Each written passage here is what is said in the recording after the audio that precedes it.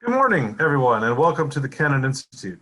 My name is Joseph Dresden. I am a Senior Program Associate with the Kennan Institute, and we're so very glad to have all of you with us for today's virtual event on civic engagement and political participation of Russian youth.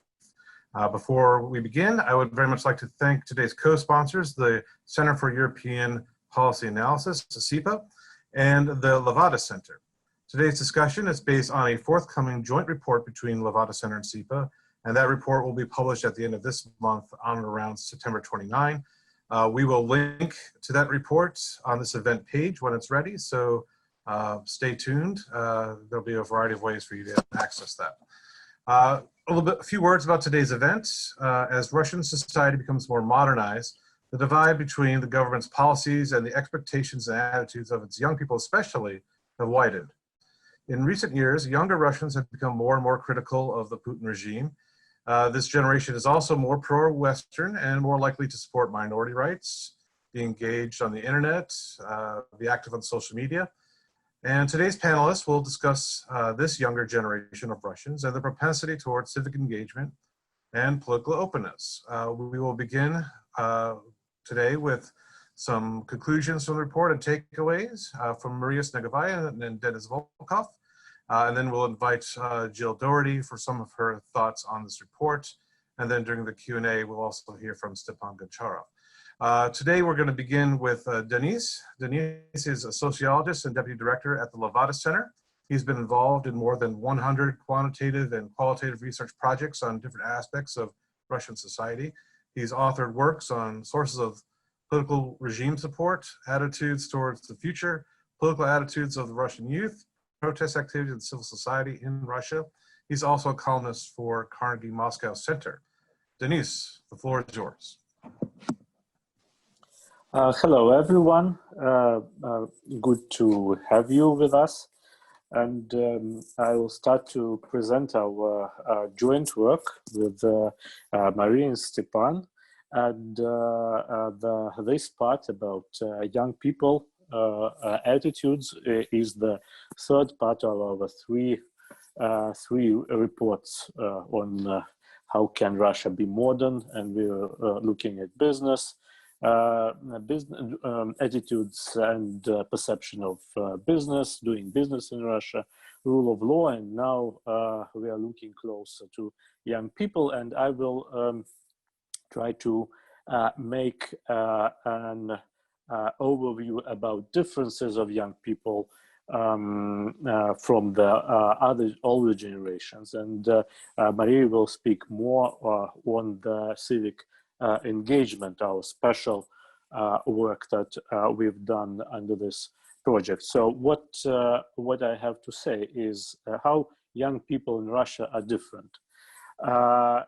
Yes, already everyone knows that young people, not only just in Russia, but everywhere, I think, in the world, there are more confident internet users. But I think in Russia, it is makes special difference between because there are now more or less two different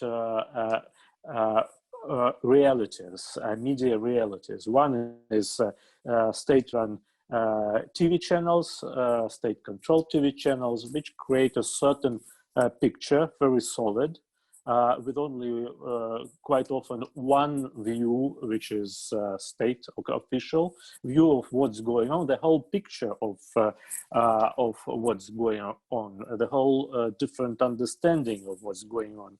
And the internet is giving more broader picture, different voices, different new faces, new alternatives. And it happens so that young generation who is very confident on the internet is now getting more rich picture of what's going on.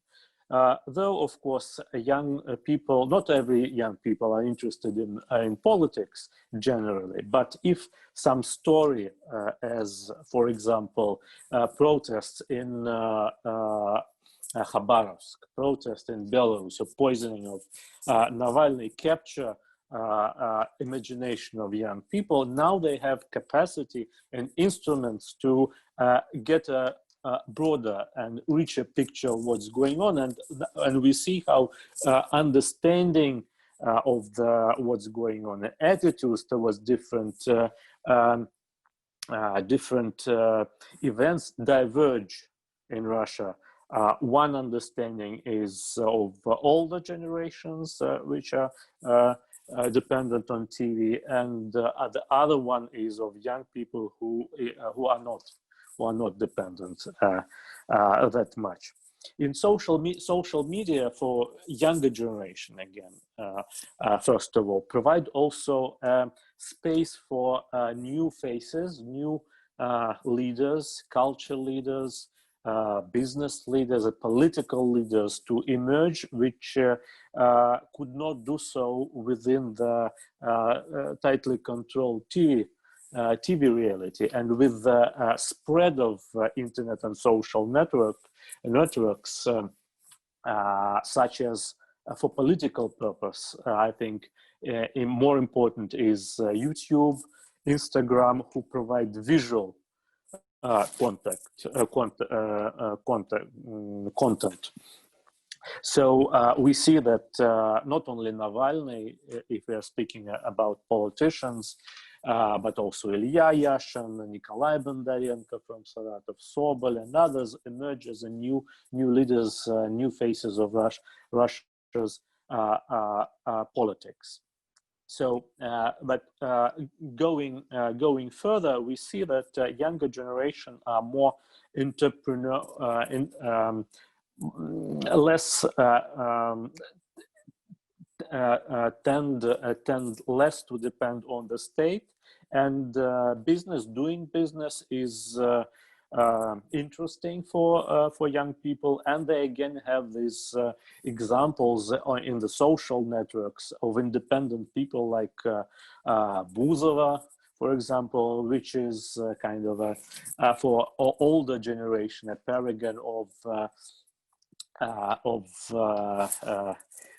not very well. She's a kind of diva, and for older generation, she's not shy and modest and everything, a paragon of everything bad. But for younger generation, she's a woman, independent woman, which is who is doing her career, and this is very important. But again, we think it's important for this attitude towards doing business is important for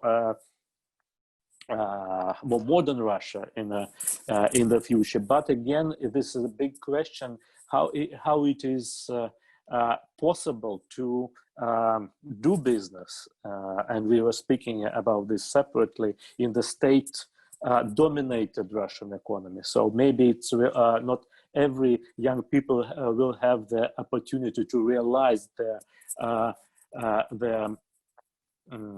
wishes of being more independent from the state and doing and working for themselves and being independent. I will maybe skip something and speak only a couple of more differences. One is attractiveness of the West, and this is really different, big difference between younger generation, older generation in Russia, because we see that attitudes towards the West is more positive with younger generation. The West, in more cases, the West is for younger generation is a paragon of development, countries that Russia can build itself from their model. And what we saw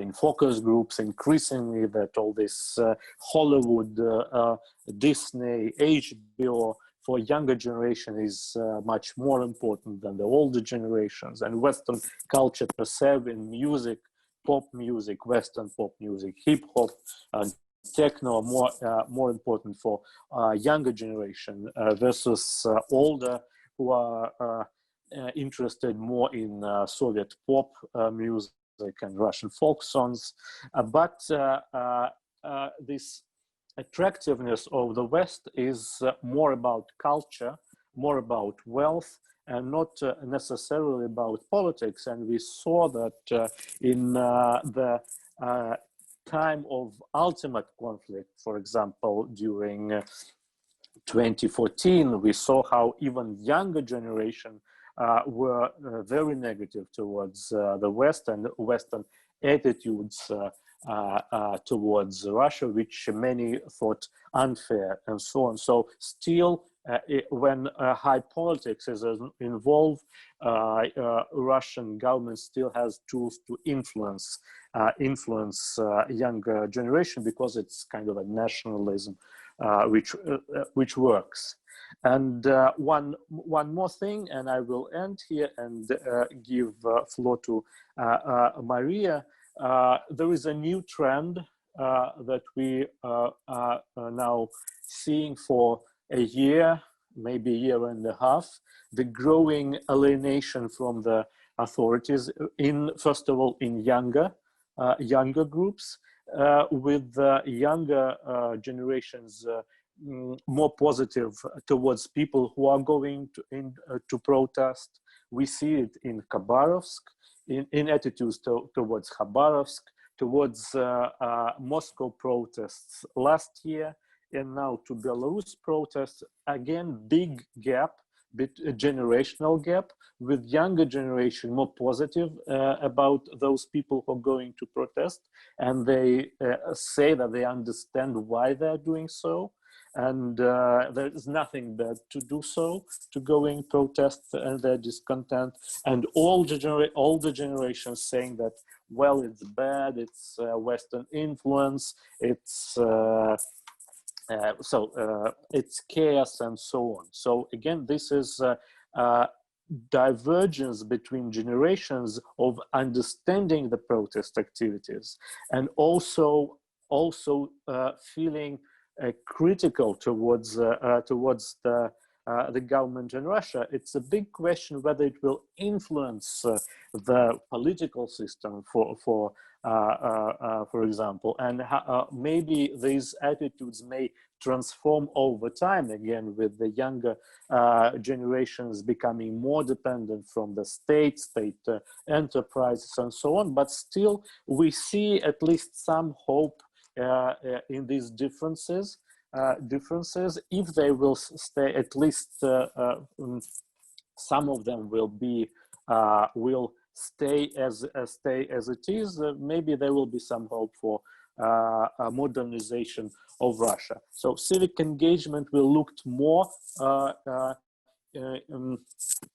directly in our current piece of research that we've made.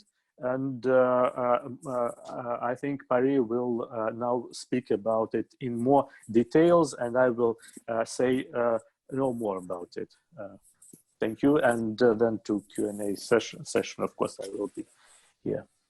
Thank you. Well, before we turn over to Maria, I should probably introduce her. So Maria Stegovia is a fellow at the Center for European Policy Analysis and a PPE postdoctoral fellow at Virginia Tech. She is a specialist on comparative politics, international relations, and statistical methods. And the key focus of her research is democratic backsliding in Eastern Europe, as well as Russia's domestic and foreign policy. Her research results and analysis have appeared in policy and peer-reviewed journals, including the Journal of Democracy, Democratization, and of course, the Washington Post political science blog, The Monkey Cage. So Maria, let's hear your thoughts, please. Thanks, Joe. So I will be talking more specifically about the research that we've done as part of this project between SIPA and Levada, and also talk a little bit about the implications. Specifically, in our study, we have focused on factors that predict civic engagement within the Russian youth. As Denis has outlined, there's a lot of studies that compare the different older age cohorts to the younger Russians, and we see that the younger Russians are different on multiple indicators, but there's fewer studies that look specifically within these younger age groups. between 16 and 34 years old to understand what factors explain why some of them are more civically and politically engaged than others. And specifically for the purposes of this study, we define civic engagement as activities that are aimed at changing and developing a civil society, usually measured in terms of voting in elections, cooperating and organizing with other people to solve common problems, volunteering, etc. Previous studies by Levada Center have demonstrated that among Russians on average, the number of people who are engaged in various types of such activities, such as volunteering, donating money, organizing with other people, is generally lower than in the West, and more or less stays stable at about the same level. Specifically, for example, when it comes to non-material assistance to those in need, voting, election, donating money for social purposes, Levada Center in April 2020 has found that 38%, 29%, and 21% of Russians, respectively, have engaged in this level, in these types of activities. But when it comes to the younger age groups, there we see always a significant increase as opposed to this median number by an excess of 10–20%. There's many more younger Russians actually tend to engage in different types of civic activities. So in order to address these issues of what describes these younger Russians who are more civically engaged, in fall 2019, we together ran a survey that was purposefully designed for these purposes in order to understand the variation in civic engagement levels among the younger Russians. The question, the main dependent variable, the civic engagement, was structured as follows. So we asked our respondents to answer the following question. Please tell us if in the last 12 months you have participated in group sports or interest groups, donated money for charitable purposes, worked as volunteer, organized with other people to solve problems, sent inquiry complaint of the authorities, signed collective appeals, participated in protest rallies, and voted in elections of any level. And so what we find is very different, interesting. So first of all, the survey was run only among residents of big cities, cities that have about 1 million residents and more. That is because we know it's a common finding in the literature that rural residents are actually usually less civically engaged, and that's specifically not a very interesting variation to focus on. So what distinguishes those younger Russians who are more civically engaged and politically engaged in big cities from others who are less engaged?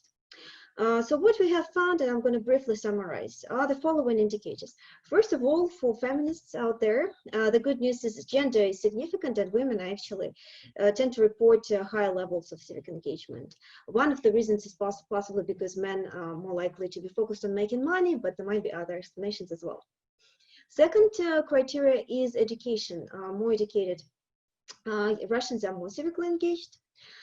Internet, not as predictive per se, because we asked a variety of questions like social networks, private TV channels. As exposure to federal TV channel actually is associated to lower levels of civic engagement, and we explained that by the fact that people who tend to watch federal TV channels more tend to engage also in all kind of activities that are not very conducive to civic engagement, more broadly speaking. And our most interesting finding, I would say, is that the so-called indicators of openness, that is a person who travels more frequently to abroad, outside of Russia, and those people who speak foreign languages also tend to be more civically engaged than others.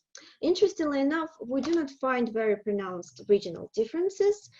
So Moscow, as compared to other regions, or more better off regions as opposed to more worse off regions, they don't necessarily show significant differences in civic engagement. And ultimately, it's also possible that various explanatory variables are correlated with each other. So to account for that, we also ran a factor analysis that allows us to correlate lump together different explanatory variables. And we have identified several factors that may be predictive of higher levels of civic engagement. Of those, the two significant ones were only this indicator of openness, that is, speaking foreign languages, traveling abroad, communicating with their peers in foreign languages, reading, again, books in foreign languages, and watching videos and listening to podcasts in foreign languages, as well as exposure to more diverse information sources that tended to be primarily predictive of political engagement. So the key finding is, first of all, the younger Russians who travel abroad or speak foreign languages and, so to speak, are more exposed to things outside, so know how life can be different from the life they live in Russia. Those Russians actually tend to be more civically engaged, and the association is very strong and positive on multiple indicators of civic engagement. When it comes to internet exposure and exposure to more diverse information sources other than federal TV channels, we see that that factor specifically predicts political engagement. That is, for example, actively voting, signing petitions, going to protest rallies, etc., etc. So in this sense, I would suggest two possible policy implications of these results. So first of all, internet is significant, and people who are on internet, as Denis has mentioned, in recent years tend to be much more aware of what's going on in the country, and accordingly much more opposition-minded than the average, than people who are not on internet as frequently. And second of all, people with experience of traveling abroad, those who are more exposed to the outside world, also tend to be more civically engaged, probably because this exposure actually enhances their understanding of how life can be different, and they want to change something domestically. Although it's of course important to keep in mind that what we're talking about is only the question of correlation, and our study did not allow us to address the causality question. And policy-wise, of course, this suggests that, for example, these exchange programs that were quite popular in the past and were effectively banned by the Kremlin, that allow Russians, younger Russians, to travel abroad, to be exposed to different cultures. Those programs are actually quite effective in again, increasing the exposure to the outside world and maybe changing the outlook to the world. Of course, as the internet penetrates deeper in the Russian societies, we're also more likely to see some things change.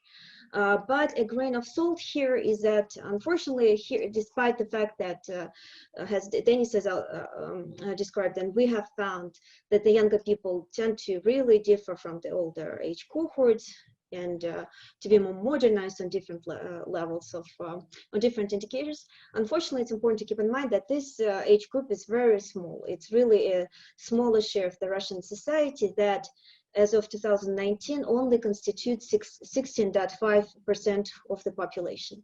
So despite the fact that this age group actually is different from the rest of society, it's not clear to what extent, given its slower share, it will be implement a fundamental change in the near future. And I'll stop here. Okay, well, thank you, Maria.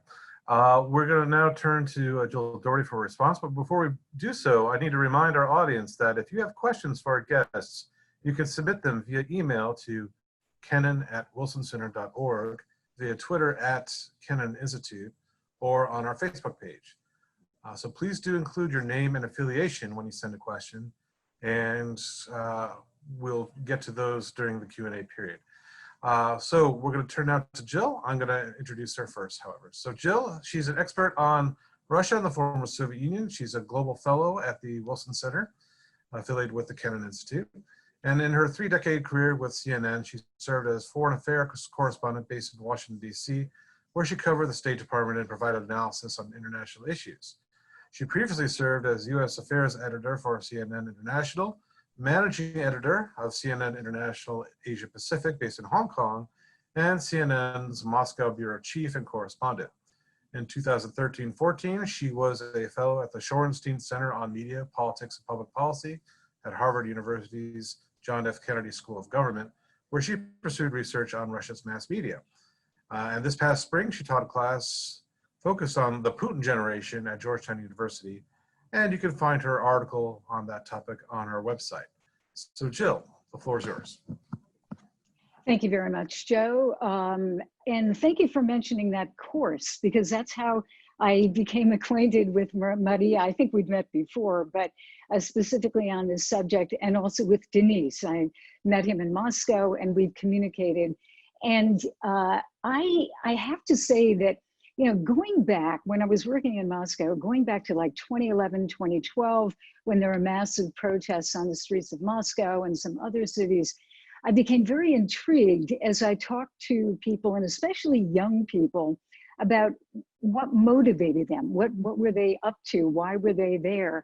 And then as the protests continued over the past number of years, I would go, you know, again for CNN, onto the streets. I ended up talking with a lot of 17-year-olds, and I kept thinking, you know, they are so different from the young people that certainly I knew in the Soviet Union and even in the early part of modern Russia. So I was very intrigued. And then because I was intrigued, I started looking for research, and that is how I came upon Maria and Denise's work, which I think is really excellent.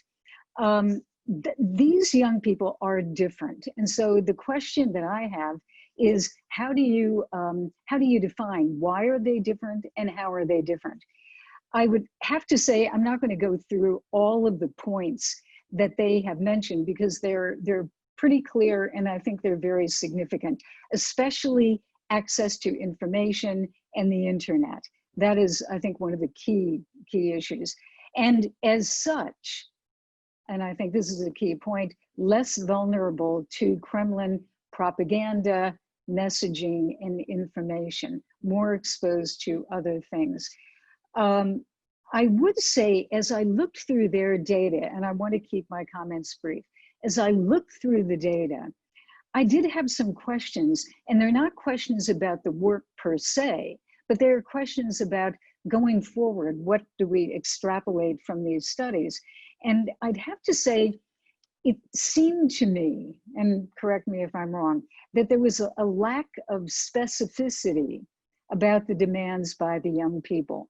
They wanted more respect. They wanted self-realization. They certainly wanted less corruption, and that's pretty specific, but they also wanted more opportunity. But when you drill down and try to define what exactly is that, what does respect mean? What does opportunity mean? That's where you get into some interesting questions. They are civically engaged, as Maria has been talking about. But is this a sign of a nascent political movement? I don't think so yet. And I don't know where this is going exactly. As we pointed out, they don't vote as much as older Russians. And certainly people, you know, in many countries don't really get active until they get into their late 20s, early 30s, etc. They are, the support for Putin is dropping, but I would have a question, who do they support? Is it, you know, Navalny? I don't think totally. I think, you know, he's an agent of change, but is he a person that they come out to vote for? It feels like something else is happening there. So who are the potential leaders that they might support? Do they see anybody realistically at this point that they might support? I think crucial issue, the reaction to increased control over the internet and internet freedom in Russia, I believe is a major factor.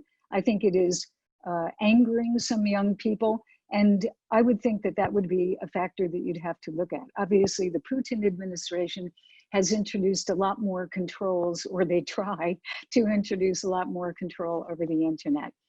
And the fact that they are on the internet, what are they looking at? They're not necessarily looking at news. They are getting other sources of information. I spent a lot of time watching the vlogger Yuri Dudz, and you know, he's extremely effective. D-U-D is his last name, Yuri Dudz, and he's extremely effective. He is not your traditional politician. He is very personal. He's expressing his feelings and his emotions and what he wants. So there's a different type of communication going on. Final, what I would jump in and say here, It's happening on a local grassroots level. This, to me, is a very good sign because it's starting from the bottom up, not the top down, which is the Kremlin's approach is always, let's start a youth organization. Let's do it from the top down. This is more organic and it's grassroots. Education, as Maria mentioned, the educational exchanges that some Russians have been on, I think are extremely important. I did the reverse when I was a student many years ago. I went to Russia and it changed my life. And I think that the reverse can change the lives of young Russians. Interesting fact that you did not find a link necessarily between income levels, region of residence, and civic engagement. There are people all over Russia who are involved in local grassroots civic engagement. I do think precisely because it's more organic, less organized, that the Kremlin will have a harder time controlling it because it is not centrally controlled. And that can be a great advantage. I do believe that it is an expression of civic society, civil society, that is really the basis of democracy in the West as I see it. Individuals coming together for common purpose. I do think it raises a question of whether the West should really just kind of let Russia be Russia and kind of let Russians do their own democracy, or whether the West continues to think that it has to encourage democracy. I think that debate feels a bit old to me. I think Russians actually are building their own democracy that could be quite different from what some Americans think, but I do think that it is happening. Finally, I would like to be optimistic, and basically I am. But I do know that internet penetration in any country does not guarantee that more democracy will spring up. We have a lot of internet penetration here in the United States, and certainly Western Europe has the same, but we have very divided societies. So this will, at this point, it is good because young Russians are being exposed to other ideas, namely Western ideas. And I mean Western in the sense of Western values. It could be Asia. They're very influenced right now by youth culture in Asia, South Korea, Japan. But I do think that is fantastic. But I do also, I'm quite realistic, I believe, in unfortunately thinking this will not be a panacea for Russia and its growth in democracy. So that's, I think I'll leave it there and we can go to some questions. Thank you, Joe. Okay, thank you, Joe. Well, we have a little bit under 45 minutes for discussion and Q&A. I will remind again our audience that if you have questions for our guests, you can submit them via email to kennan@wilsoncenter.org, via Twitter @KennanInstitute, or on our Facebook page. And a reminder to please include your name and affiliation when you send a question. We're going to be joined during the Q&A period by Stepan Gacharov, the third co-author of this report. Stepan is a sociologist at the Levada Center and has conducted various research on political and economic behavior and media consumption in Russia. And he has been the head of the Levada Lab since December 2018. So Stepan, the first sociology question we're going to send to you. But the first question I have in my queue is from Eleanor Sutter. And the essence of her question is trying to unpack the term pro-Western. So does pro-Western, orientation, does that refer to an admiration for economic opportunity and room for personal growth and achievement, or does that extend to international issues and international affairs? So Eleanor is skeptical that the later applies. Maybe our panelists can fill us in.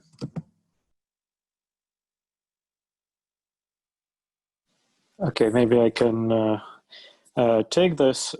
Yes, we were looking at this in focus groups in this project and other projects as well. And yes, there is, I would say,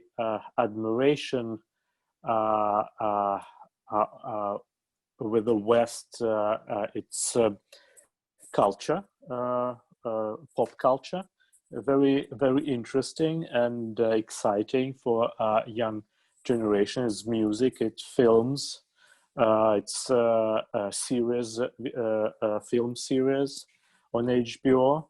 So this is what young people watch, and they watch this more frequent than older generation. And it's also about the wealth of the West. It's not uniquely young people who think so, older generations as well. But that the West has built a vibrant economies. People live better in the West and more prosperous. It's what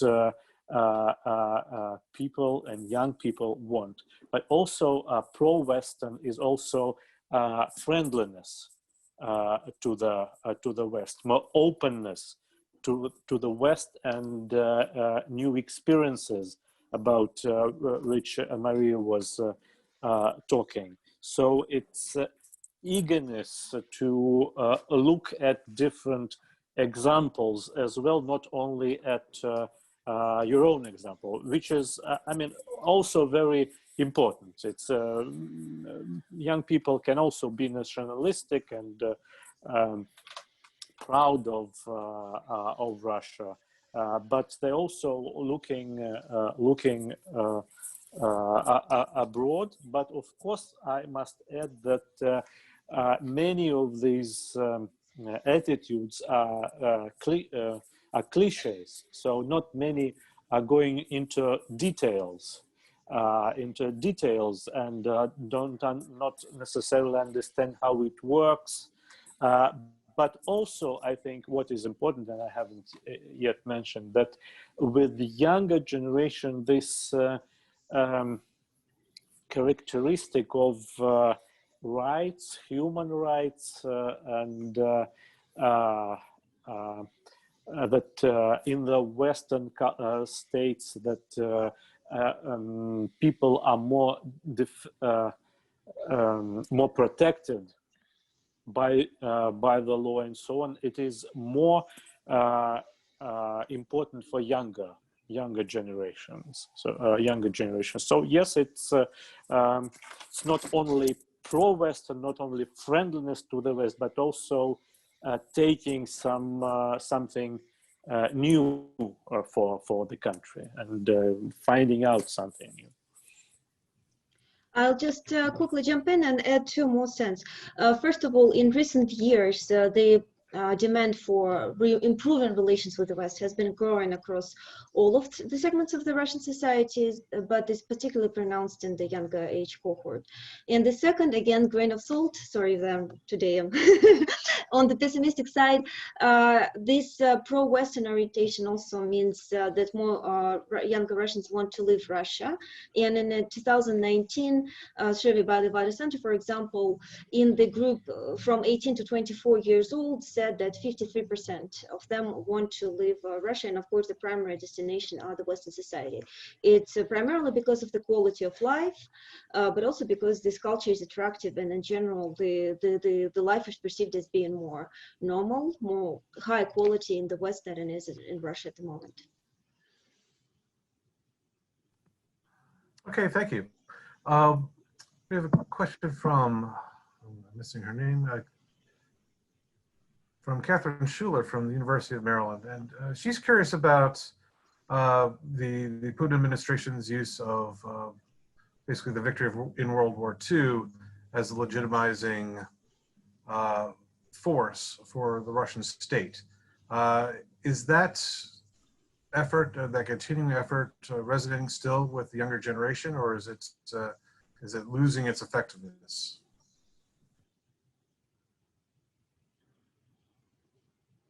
Well, maybe right now hard to say for sure, but what we definitely know that younger generation has less interest in in history and less understanding what particular events took place. It's not only about a great patriotic war, Second World War, but also near history as well. So these historical events, those which younger generations has no their own experience in living during that time and speaking to the people who were living that time. So more and more people are now, such young people are now in Russia. But I think what is here important, it's not about history, it's about also, and we already told this, about the channels, how this message is delivered. And with the younger generation, it's increasingly social networks and internet, and we see that Russian state is not, at least yet, successful in doing so, in delivering this message. And I several times heard how people from the authorities lamented about it themselves, speaking not about, sorry, maybe it's a little bit different from the question already, but that it's that Yuri Dut, for example, who can deliver messages attractive to the younger generation, he speaks about such topics as Kolyma, as Beslan and others, and state television is already envying Dut. So maybe they will be able to reach a younger generation. But right now, so state is failing to do so. So maybe it's not entirely about what you asked, but I hope it will help. Oh, I think you answered it actually quite well. The state is basically failing to put its World War II message, the victory message, to the younger generation effectively, because they just don't have the means of communication that the young people currently use. I think that's what you're trying to say, and said so very well. We have a question from Amy Howard, a student at East Tennessee State University, and she's asking whether Russia is seeing a surge in far-right association and activities among youth, similar to what's currently happening in the United States. So is there a far-right youth movement that's using the internet? Can you tell us a little bit about that?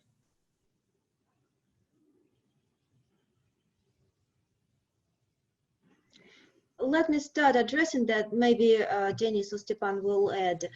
So in Russia, the more nationalist movement have been more popular in the second half of 2000, when smaller scale, but nonetheless quite active nationalist movement has spread. Some of them not without help of the presidential administration that at the time was sort of flirting with the nationalism. As of now, honestly, I am not familiar with any evidence of the increase in the far right. Of course, there was also the 2014 Ukraine and the associated rise in so-called patriotism, but also rise of this nationalist grassroots mobilizing groups that also actually turned out to be quite limited in size eventually, and Russia failed to mobilize a substantive number of its population to go to, for example, fight in DNR, LNR. Those groups have remained on the margins. At the moment, the interests seem to be going in the different direction. It's shifting away from this patriotic mobilization. Just a reminder, right, to what extent these things actually tend to fluctuate. Just in 2014, there were multiple publications, particularly in the West, describing how these younger people are even more Putinist than the older generations, and Russia will never change. They will always embrace Putin and forever rally around this his patriotic flag. Just a couple of years later, we actually see quite the opposite situation, where the younger Russians are the most anti-Putin and the most critical of the Kremlin. I actually have a theory that the younger Russians, because they're more often on the internet, and just because of different reasons, they actually tend to be more reflective on the broader societal trends, and certain trends that occur in the society, they tend to just be more pronounced in this younger age cohort.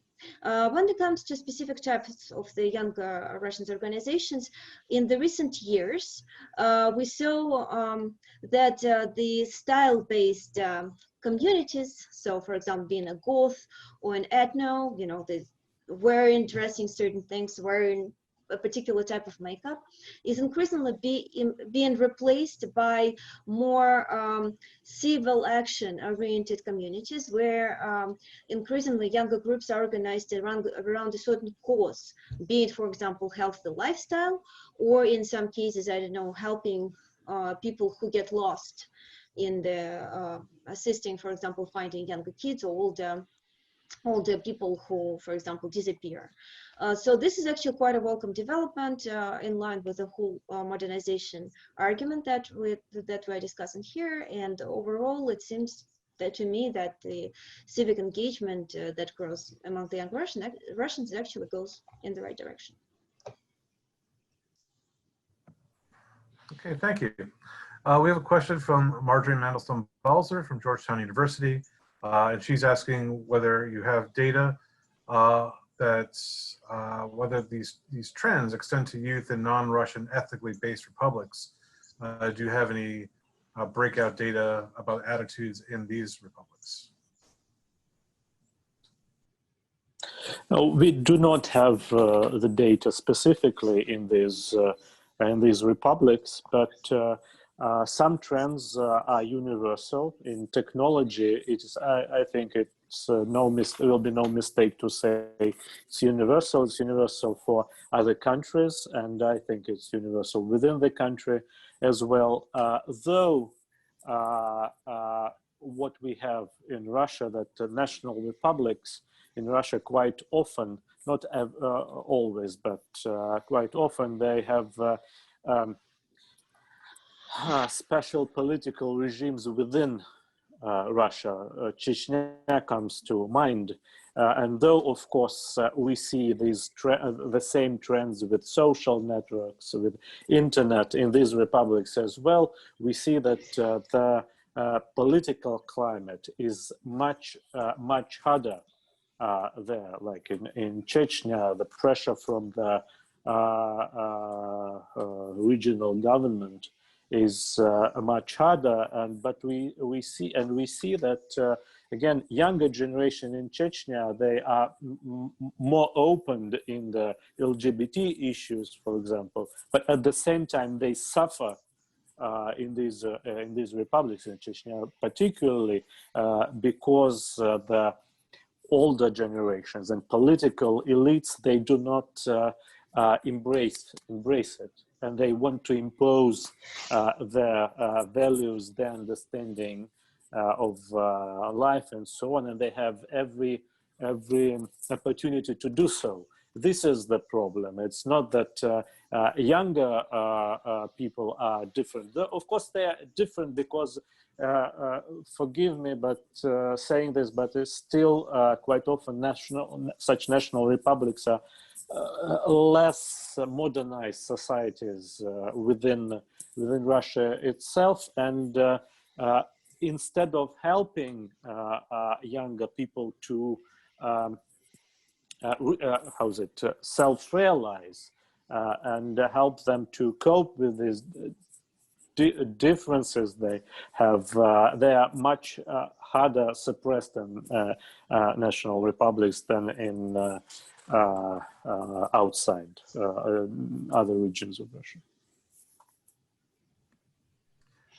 Several people have asked if there's a difference between categories within Russian youth. For example, in the United States, we speak of millennials and Generation Z.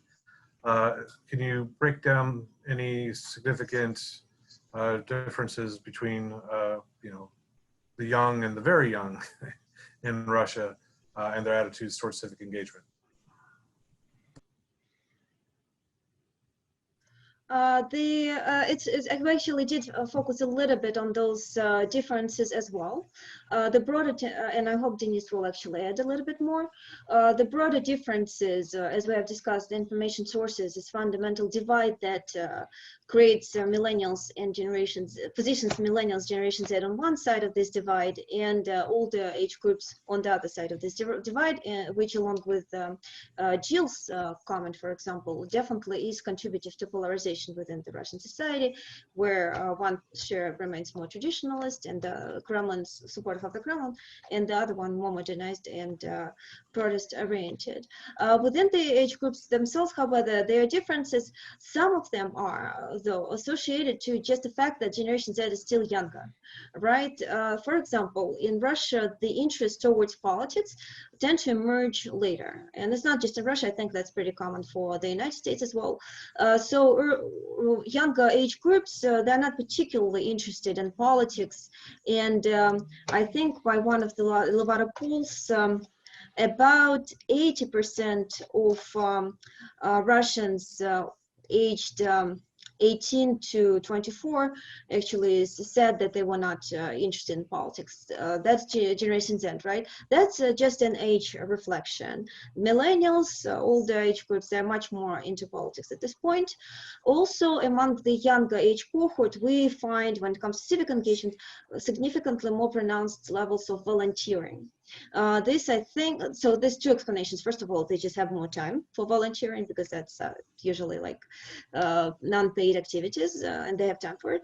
But that's also something that indicates that Generation Z may become even more civically engaged as they grow younger, as they grow older, since they're already demonstrate quite pronounced differences on this indicator one as compared to other age cohorts. Yes, and I will only add that these millennials, they are already more politicized, and in this sense, they're more critical of the government, and maybe they're among the most harsh critics right now of the regime, which was not the case several years ago. And they're more supportive of protest activities. So they are more interested in politics and more, in this sense, more diverged from the regime. But at the same time, we see that millennials are still more interested in TV, especially in smaller towns. So they are more exposed to state media, state propaganda, but it somehow does not help that much. And younger generation, Z generation, they are absolutely confident in the internet, all these social networks, and they're behind this drive of rising YouTube, Instagram. So they're innovators in this sense, but still less interested in politics. And but they're generally not interested. But when they are interested, some event captures their imagination, then they quickly can find out what's going on and have a different picture. Yeah, that's it.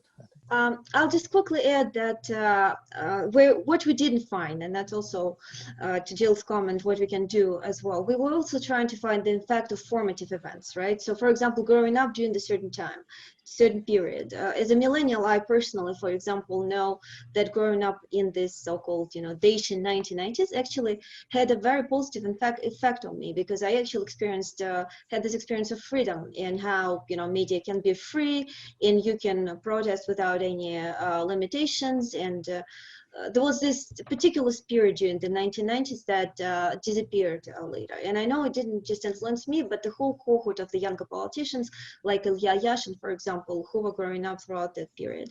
It's possible that Generation Z may be slightly different because they have been only growing up under Putin and they really don't know anything else. That might have a positive and a negative effect on their subsequent subsequent behavior and attitudes. But unfortunately, in our study, we have not been able to identify a particular impact of certain formative experience on subsequent formation of these age groups.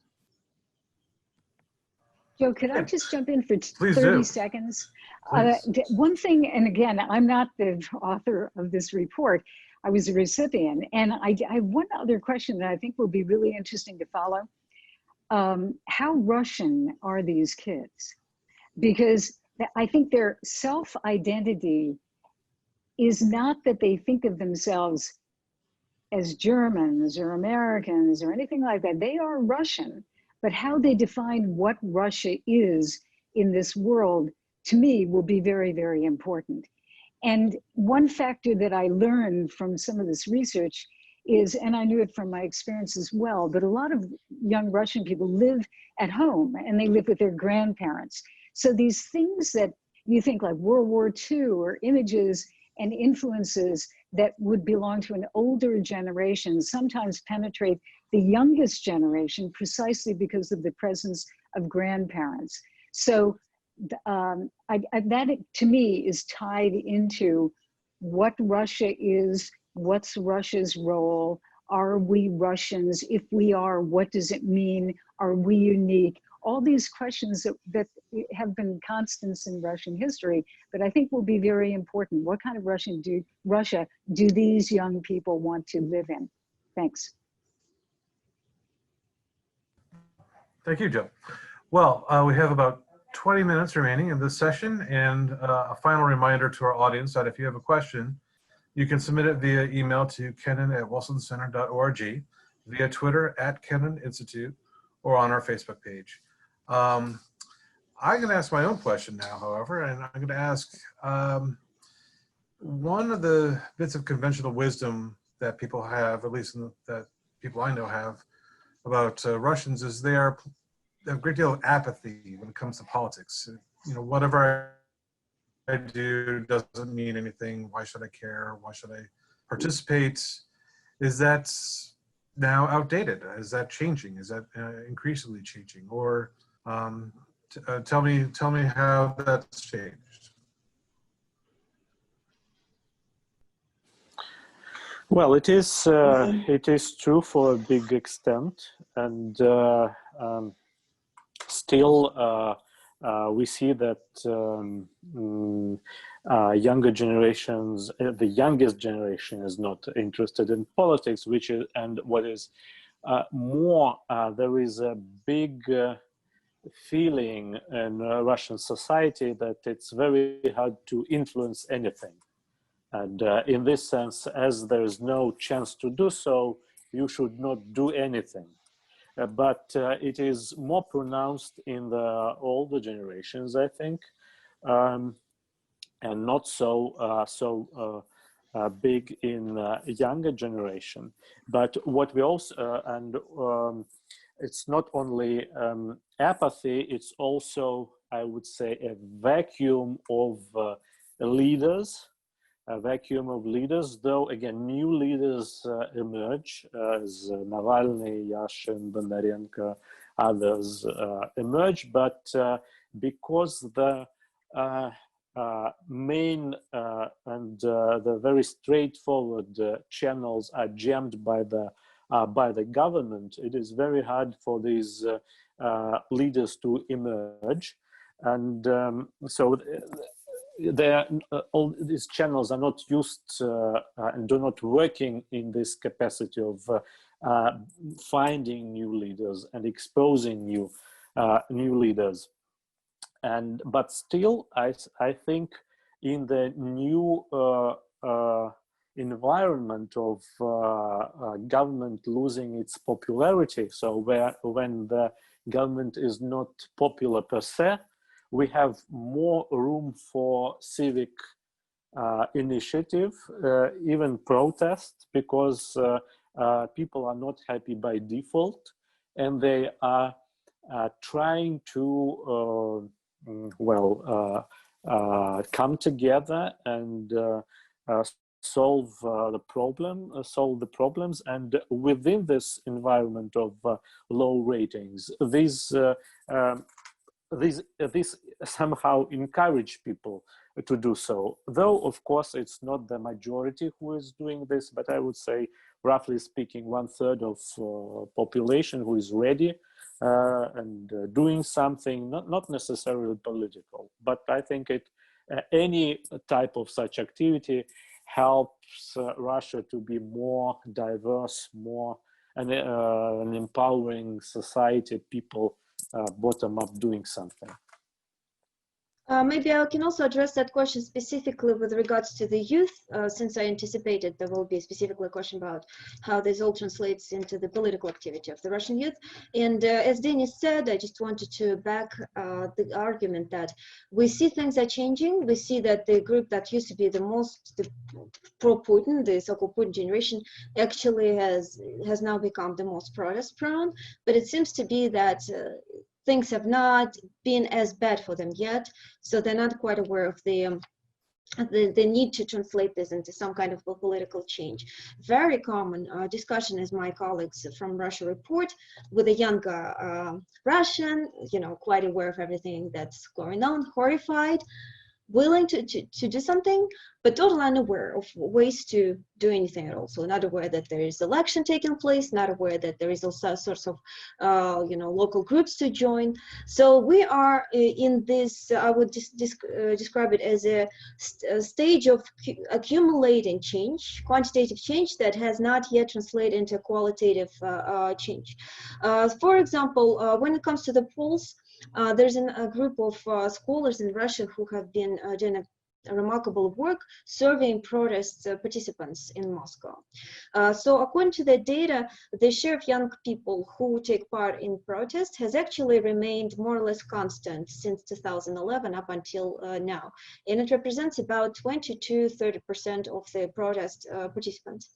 There was a brief moment back in 2017 when Navalny organized his famous protest based on his video on Vam ne Demon, devoted to then Prime Minister Dmitry Medvedev's alleged corruption, where really many young people took to the streets, and there was even the Kremlin propaganda channels accusing Navalny of essentially attracting schoolboys to protest. What seems to be to explain that phenomenon is that those protest actions were mostly unauthorized, and when the protest is not authorized, typically younger people are the ones who have less to lose, and they tend to show in higher numbers as opposed to the rest of the population. When a protest is authorized, we generally do not see that pronounced participation of the younger Russians yet. But the protest propensity is growing, as Denis has outlined. It grows particularly strongly among the younger age cohort.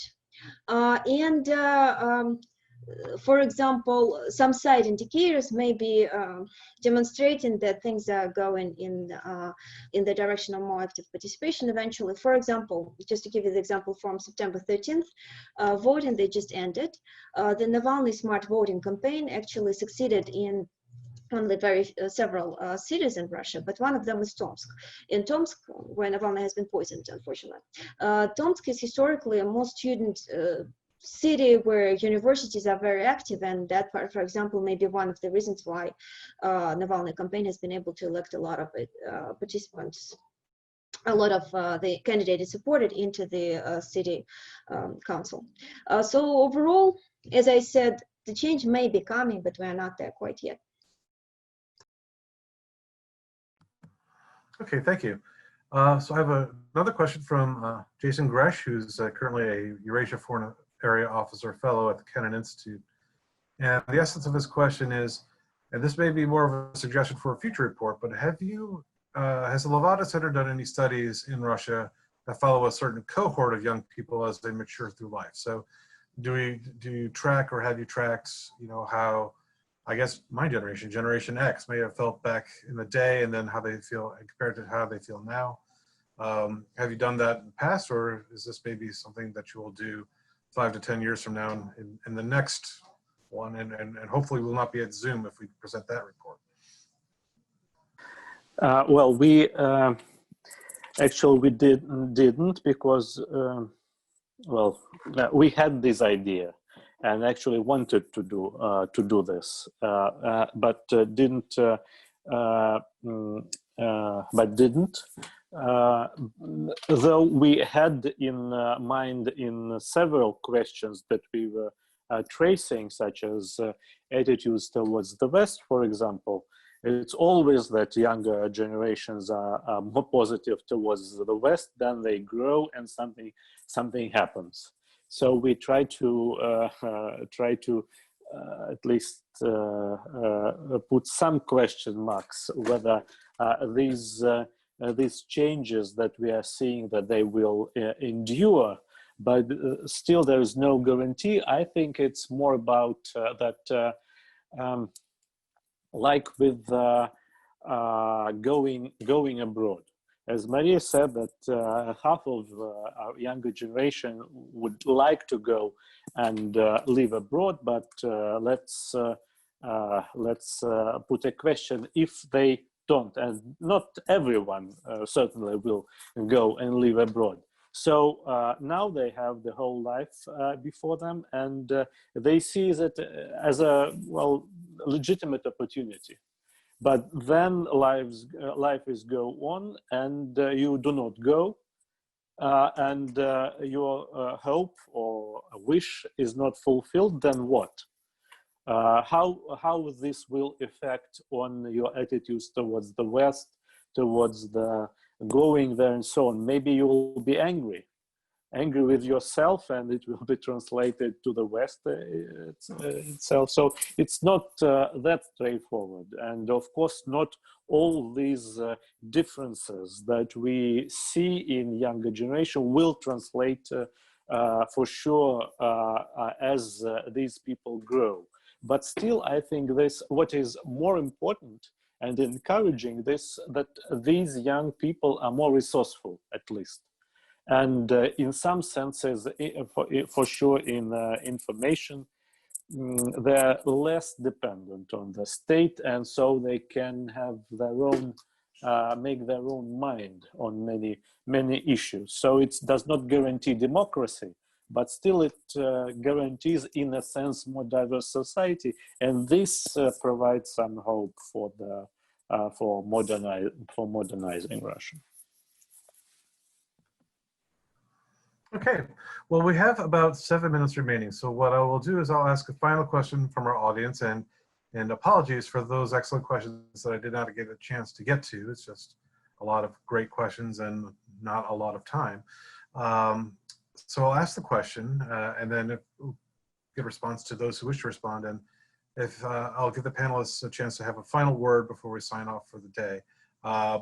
Before I ask a question, however, I want to thank each of our participants today for their great thoughts and insights. We look forward to seeing the report when it comes out later this month. So please have a look out for that, audience, when it does come out. And I want to thank our audience for tuning in today on what is in DC a beautiful day, where many people would probably rather be outside. But thank you for coming in and listening to this important presentation. So the question comes from Charlotte Singleton from the Camden Conference, and she asks, basically, what does the younger generation value in Russian society and culture? What is it that they view positively, and what are the example of social problems they hope to change through their civic participation? So in the tradition of asking questions at events, she packed 3 into 1, so I'll let the panelists respond.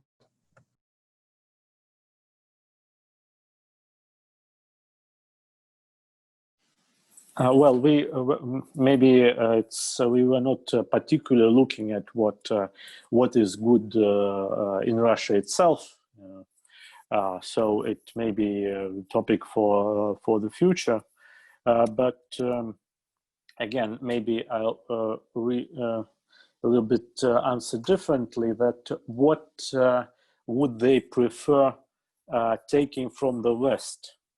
It is so this strong economy, and what Russia lacks, and that it's protection by law. And well, sorry, I'm actually answering the question what Russia isn't. But what I think interesting was for me that with younger generation, but not only in Russian generation, but in the when we were speaking with young people, many of them were speaking about some weakness of Russia as a state of delivering goods, and sometimes they were saying that we want to be a strong country, great country, but quite often it remains in words only. So they would, well, young people would like Russia to be not necessarily great again, but strong in delivering services for its people. But in this sense, young people are not exactly differentiate from older generations. The main idea is building a capable state that has a person in the center of its agenda. But at the same time, we see that in the moments of conflict, even young people tend to experience this rally behind the flag and can just forget the main issues that they're interested in day-to-day life. And sometimes it is great issue of Russia's great power, like it can influence the moods of young generations as well as older generations, though it does not stay, the effect stays not as long as with the older generations. So, but we must, I think, look particularly on this issue and talk more about what actually I will only add one thing, that it's very hard to speak about the future with young people, with older people in focus groups. It's often you have to ask for comparison for current situation in other countries, in Ukraine, in Belarus, in other countries with current events that provide some examples that Russia can become in the future. Per se, it's very hard to speak about future models and try to imagine things, what we would like Russia to be. Very hard. Thank you, Dennis. We have about a minute left for each of our remaining panelists. Maria, let's go to you first. Try to keep it to 1 minute, please. Yes, overall, a lot of policymakers here in the United States have paid attention to this issue of the growing generation of younger Russians and what it means for the future of the country. I think our findings have provide ground for some policy recommendations, in particular when it comes to, this openness, encouraging exchange programs. Of course, I do understand that it's ultimately not to the Western policymakers, it comes down to the Kremlin that can banning these programs. But overall, we actually find that this experience of living and traveling abroad and overall strong exposure to other experiences, they are very conducive to positive, so to speak, change in attitudes among the younger Russian group. And of course, the internet, that is probably going to become an even more pronounced trend in more recent years. I wanted to highlight that the fact that people on internet fundamentally differ from those who are not. On the internet is not just the feature of the younger generation groups. This is the trend that's pronounced in all age cohorts. So even if you take a 90-year-old grandmother, if she's on the internet, she's likely to hold much more leaning views to be more dissatisfied with the way things are in the country. That's, I wanted to again point it out, that's also a relatively new phenomenon. Like 5 or 10 years ago, the situation was quite different.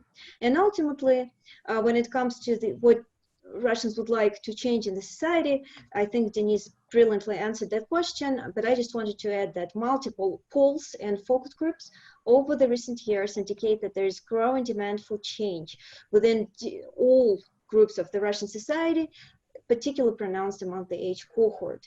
So I'm pretty confident that eventually this demand, when accumulated, when combined with all these other trends that we have discussed today, will transform into certain type of the political action, and it will become harder and harder for the Kremlin to contain it. Do you have any final thought? Otherwise, we need to wrap up at this time. I could take 20 seconds. Okay. I would say two big changes. Concern for other people, which is very, very different to me from the old Soviet days. There are people who are volunteering to help other Russians, and that is a big difference in my book.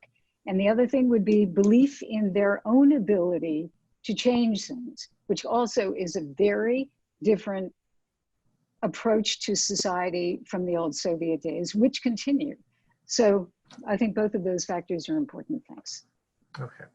I want to thank our panelists and our co-sponsors, the Levada Center and SIPA, for participating in today's event, and thanks to the Wilson Center AV team for putting us all on Zoom together. Thank you, everybody. This concludes our event today.